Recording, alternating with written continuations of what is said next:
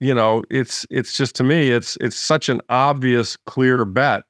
And, you said price predictions. I mean, I have no idea where it's going tomorrow, or I don't know where it's going to be at the end of the year. Although I mean, I'm guessing maybe 100K or something, but I'm absolutely certain this is going to be 200K, and then someday it's going to be 1 million, someday it's going to be 2 million, someday it's going to be 8 million per coin. I'm talking that because that's just the natural progression of, the growth of a network. And so, that's why I'm pounding the table just to, and people getting into it, they think, well, I'm paying too much. I mean, I have a friend who's very, very wealthy, and, he knows my average cost is quite low.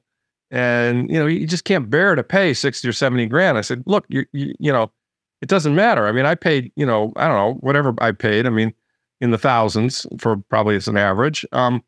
But, Max Kaiser was paying $2, and I don't regret Max. I just recognize that, someday my average cost is going to seem incredibly cheap to somebody who's paying $2 million a coin.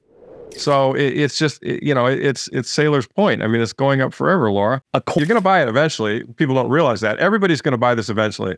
I don't think anyone realizes, or I don't think a lot of people realize that. So you might as well buy it now versus waiting and having to pay a lot more for it in the future. They are never going to be able to stop printing. And this is going to be kind of a Gresham's Law sort of moment.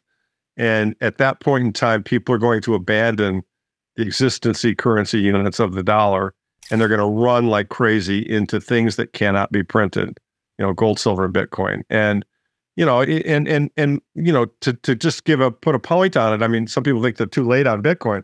I mean, we're such early days. There are hundreds of trillions of dollars of financial assets in the world. I mean, there's the equity markets worldwide are estimated to be 150 trillion. The bond markets worldwide are north of 100 trillion. So just those, I mean, skip real estate, skip a lot of other stuff. That's $250 trillion. And there's cash and currency too. $250 trillion of financial assets. All the gold in the world is worth about 13 trillion right now. And Bitcoin is worth about 1 trillion.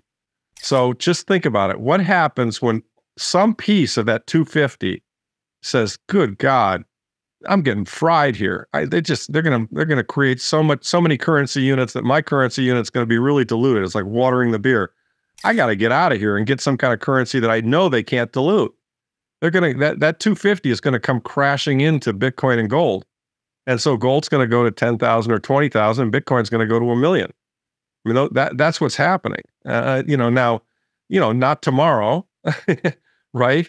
Because, the awareness of the masses, it always takes time. But anyone who's listening to this podcast is obviously, thinking for themselves and somewhat ahead of the curve and kind of realizes intrinsically that something is wrong.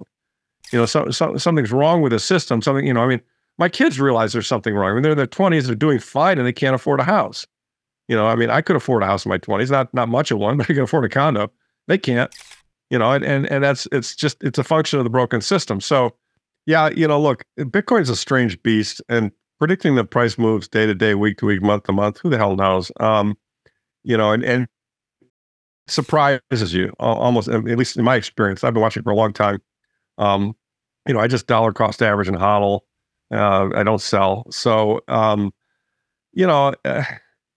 ETFs are an enormous positive development. They really are. They give a lot of money access to the asset, and even today, I mean, the assets, I mean, I think it was down to 60, high 50s, 60.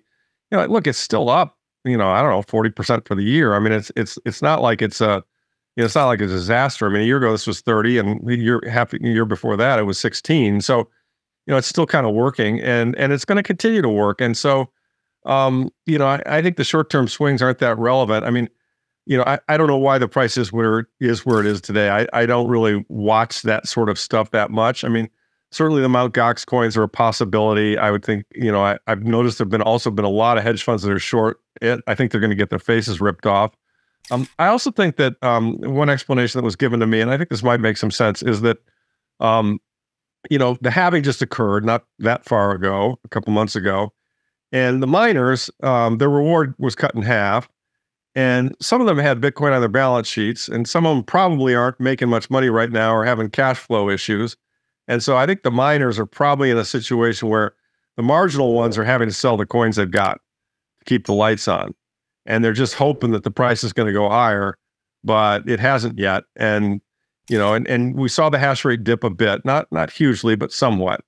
I would have thought it would have gone down more. And I'm guessing that there are probably some miners that are operating uneconomically right now that haven't quite thrown in the towel yet.